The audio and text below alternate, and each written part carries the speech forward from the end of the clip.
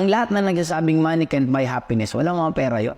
Money doesn't buy happiness. Hindi totoo yun. May nakita ka ba nagsha-shopping na malungkot? May nakikita ka bang nagbabakasyon sa ibang bansa na malungkot? Ang lahat na nagsasabing money can't buy happiness, walang mga pera yun. Kasi lahat ng may pera, hindi magsasabi ng ganun. Kasi they know the value of money. Kumbaga, money affects the most important thing in this world. Pag wala kang pera, paano ka bibili ng pagkain? Paano ka magbabayad ng kuryente? Paano pag-aaralin ng anak mo? Ang labo, no? Na money can't buy happiness. Money can buy the things that will make us happy. So ngayon, sa mga nanonood, nalaman na nila na kailangan pala ng pera, kailangan ko talaga dumiskarte kaysa sa diploma. Ngayon, ano yung game plan na masasabi mo sa kanila at pwede nilang i-implement kayo? Ano lang, i-expose ang sarili nila. Katulad ng ginawa, ang pinaka-formula mo, try kung saan mag-click, yun ang gawin. Sa tingin mo, ano yung una nilang industry na kailangan nila pasukan? Sales. Kasi lahat naman nagbibenta. Yung empleyado, binibenta nila yung katawan nila, yung skills nila, yung trabaho. Tama. Yung negosyante, binibenta nila yung produkto nila. Lahat nagbibenta.